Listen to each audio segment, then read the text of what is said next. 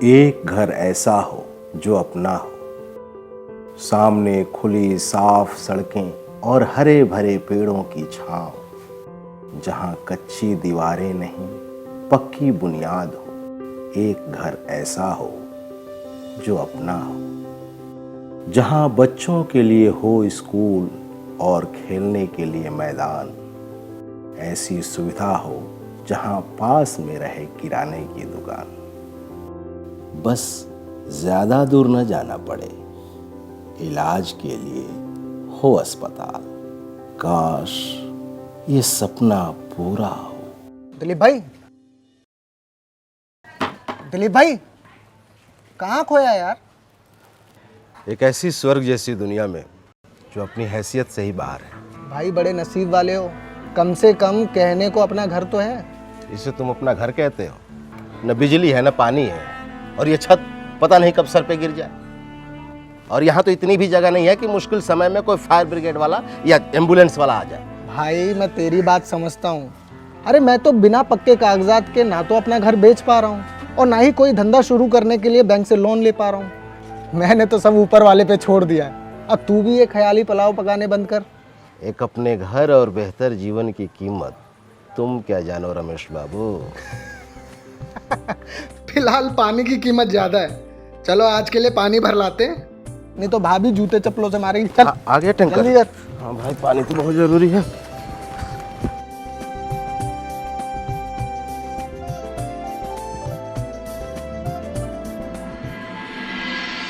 नारायण नारायण।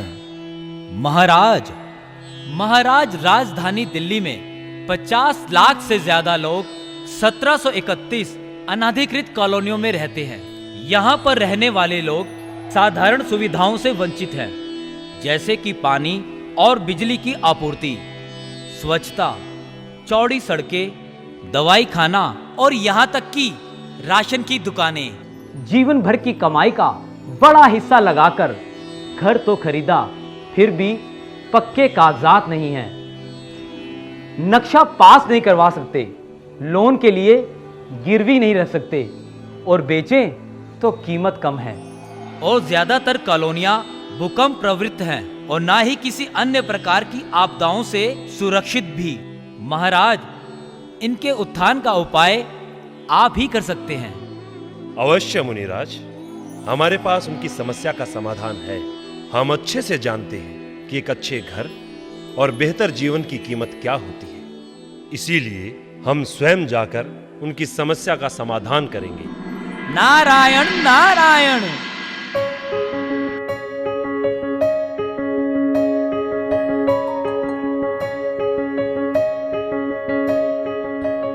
अरे जल्दी आ जा, टैंकर का अरे लंबी लाइन। चलो चलो चलो चलो चलो।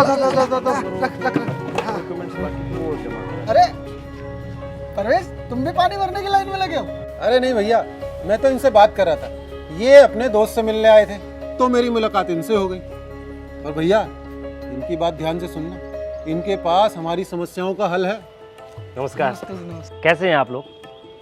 देखिए, आप लोगों की दिक्कत मैं समझता हूँ, इसीलिए आपको बता दूं कि ऐसी अवैध कॉलोनियों में रहने वाले लोगों की ज़िंदगी को बेहतर बनाने के लिए ही केंद्रीय सरकार द्वारा प्रधानमंत्री उदय योजना चलाई जा रही है। और इस योजना के अंतर्गत दिल्ली की अनाधिकृत कॉलोनियों में रहने वाले लोग ऑनलाइन पंजीकरण करके अपने घरों पर कानूनी मालिकाना हक पा सकते हैं और अपने इलाके के विकास के लिए नए रास्ते भी खोल सकते हैं। भैया ये तो है, प्रधानमंत्री उदय योजना आने की वजह से मैंने अपने प्लॉट की कन्वेंस डीड भी ले ली और अब मेरे पास मेरे प्लॉट के पक्के कागजात हैं। बिल्कुल सही। और ऐसी ही दिल्ली की 8 लाख से अधिक संपत्तियों को मालिकाना हक दिलाने के लिए ही प्रधानमंत्री उदय योजना बनाई गई है। और आपको पता है, इसी हक के आधार पर आप अपनी संपत्ति पर बैंक से लोन भी ले सकते हैं और यदि आप उसे बेचना चाहें तो एक वाजिब कीमत पर बेच भी सकते हैं। इस योजना में और क्या क्या है? बहुत कुछ है। इसी योजना में आपके अपने सपनों की दुनिया का एक रास्ता भी है। इस योजना के तहत भूमि के मालिक अपने इलाके या उसके हिस्से के संपूर्ण विकास के रेगुलराइजेशन यानी कि अधिकृत करवाने के लिए एक योजना भी तैयार कर सकते हैं। इससे आपके इलाके का रीडेवलपमेंट यानी कि पुनर्निर्माण भी संभव होगा, आपकी मूलभूत सुविधाएं भी बेहतर होंगी और आपके जीवन स्तर में भी सुधार आएगा। चलिए आइए आपको इस टैब के माध्यम से समझाता हूँ। यहाँ देखिए, पुनर्निर्माण के आवेदन के लिए आप सबका साथ होना बहुत ज़रूरी है। आपके इलाके के विकास के लिए न्यूनतम सम्मिलित क्षेत्र यानी कि कम से कम ज़रूरी एरिया के लोगों को इकट्ठा करना होगा और ऐसा करने के लिए इसमें 4 लेवल बनाए गए हैं। पहला लेवल है 2000 से 3000 स्क्वायर मीटर तक, दूसरा लेवल है 3000 से 5000 स्क्वायर मीटर तक, तीसरा लेवल है 5000 से 10000 स्क्वायर मीटर तक और चौथा लेवल है 10000 स्क्वायर मीटर से ज़्यादा। पुनर्निर्माण के सभी स्तर सार्वजनिक पार्कों के लिए 10% भूमि आपको प्रदान करेंगे। 5000 वर्ग मीटर या उससे ज़्यादा भूमि पर पुनर्विकास अन्य सुविधाओं के लिए भी रास्ते खोलेगा, जिसमें स्वास्थ्य केंद्र, सामुदायिक भवन, बस्ती विकास केंद्र, बाल देखभाल केंद्र और प्रारंभिक शिक्षा जैसी सुविधाओं के लिए भी 10% की भूमि आपको प्रदान करेगी। और इसके अलावा विकास योजना के सभी लेवल्स में आने वाले अपने FAR के एक हिस्से का उपयोग आप सार्वजनिक सुविधाओं जैसे कि स्कूल या सुविधा खरीदारी के विकास के लिए भी कर सकते हैं। और बड़ी पुनर्निर्माण योजनाएं जैसे कि लेवल 3 और लेवल 4 शहर के लेवल की सुविधाओं जैसे कि अस्पताल और माध्यमिक स्कूलों को विकसित करने के लिए भी पात्र होंगे। और सबसे अच्छी बात, इस योजना के तहत घरों के मालिक हाई राइज ग्रुप हाउसिंग बना सकते हैं। एरिया के लोग आपस में एक सोसाइटी बनाकर उस भूमि का उपयोग इस तरह कर सकते हैं जिससे लोगों की ज़िंदगी को बेहतर बनाने के लिए आवश्यक सामाजिक और सार्वजनिक बुनियादी ढांचे का निर्माण करें। योजना तो अच्छी है, पर इसके पुनर्निर्माण के लिए पैसा कहाँ से आएगा? अच्छा ये बताओ कि तुम्हारा घर कितने गज में है? यही 50 गज में। और यहाँ पर 1 गज की कीमत कितनी होगी? 30,000 के आसपास। इसका मतलब ये हुआ कि आपकी प्रॉपर्टी का आज का रेट 15 लाख रुपए है। अब आप ये समझिए कि यदि आप उसे तुड़वा कर नया बनवाना चाहते हैं तो इस योजना के तहत उसे तुड़वाना, कंस्ट्रक्शन का पैसा और बाकी खर्च मिलाकर करीब वो होगा 35 लाख रुपए। अच्छा चलो ये सब छोड़ो कि ये जो सामने वाली वैद कॉलोनी है इसमें एक घर की कीमत क्या होगी? 75 लाख के आसपास तो होगा ही। यही मैं आपको समझाना चाह रहा था कि इस योजना से आपको कितना फायदा है। आपका 35 लाख रुपए का इन्वेस्टमेंट सीधे 75 लाख रुपए हो जाएगा और आपको तकरीबन 2 गुना फायदा होगा। और हमारे पड़ोसी इस योजना में भाग क्यों लेंगे? कहीं तो बैठ के लाखों का किराया कमा रहे हैं। ये योजना पुनर्विकास के लिए निवासियों को प्रोत्साहन के रूप में अतिरिक्त फ्लोर एरिया रेशियो की अनुमति भी दे रही है। ये फ्लोर एरिया रेशियो क्या है?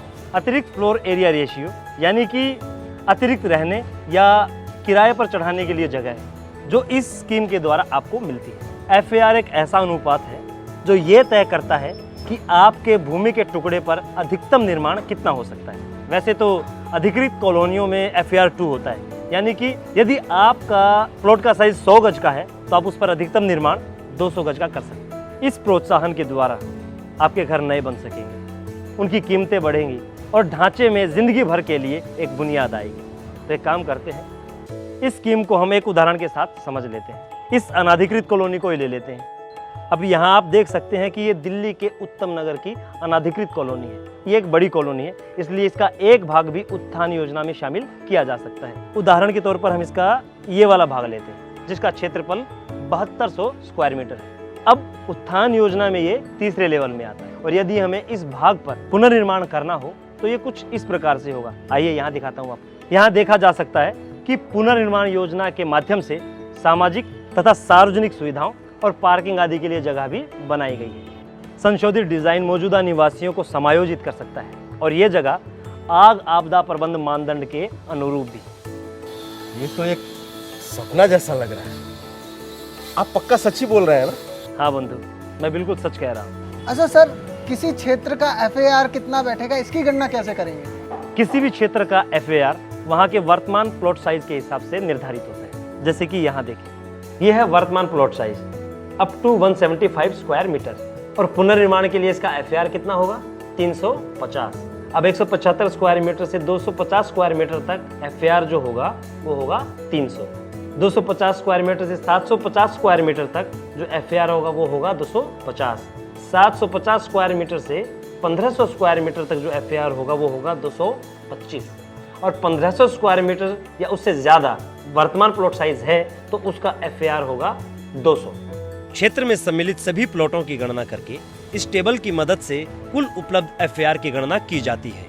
DDA सम्मिलित प्लॉटों पर मौजूदा FAR के ऊपर और अतिरिक्त FAR आपको देता है। लेकिन जिसका प्रयोग आप केवल सार्वजनिक सुविधाओं के लिए ही कर सकते हैं। लेकिन इस अतिरिक्त FAR का प्रयोग आप घर बनाने के लिए नहीं कर सकते। यहाँ देखिए, ये कुछ इस प्रकार से होगा।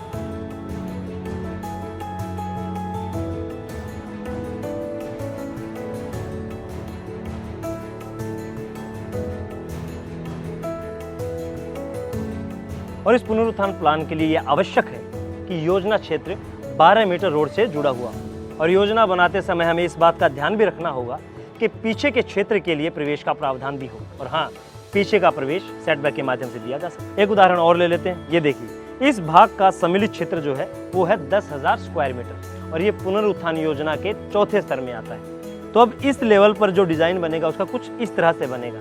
और यहाँ इस प्लॉट का संयुक्त FAR जो है वो 225 बनेगा। पुनर्जनन स्कीम में 10% भूमि का हिस्सा छोड़ना अनिवार्य है, जिसमें खाली जगह बनी रहेगी और ताकि ज़रूरत के वक्त सहूलियत की सुविधाएं उसमें बनाई जा सके। लेवल 2, 3 और 4 की स्कीम में 5 से 15% भूमि का प्रयोग सार्वजनिक सुविधाओं के लिए इस्तेमाल करना होगा। और हाँ, हर 100 वर्ग मीटर के कंस्ट्रक्शन पर एक गाड़ी की पार्किंग बनाना भी अनिवार्य है। अब इससे क्या होगा? इससे नागरिकों की मुश्किलें आसान होंगी और उनका जीवन स्तर बेहतर बनेगा। वाह, घर हो तो ऐसा। अच्छा, इस स्कीम के बारे में और अधिक जानकारी कहाँ से मिलेगी? DDA की वेबसाइट पर। आप DDA की वेबसाइट पर जाकर development control norms for unauthorised colonies देख सकते हैं। इसमें आपको इस स्कीम की विस्तृत जानकारी मिल जाएगी। अच्छा बंधु, अब मैं चलता हूँ, मुझे देर हो रही है। जी जी, आप सबसे मिलकर बहुत अच्छा लगा। आपसे भी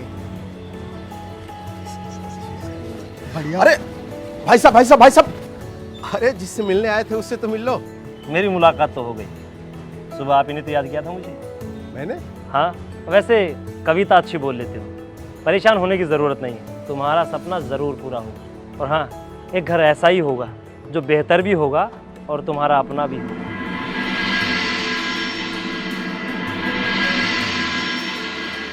अरे चमन, प्रवेश, ये स्कीम तो बहुत बढ़िया है और लोगों को बुलाओ, बताते हैं सब। अरे अरे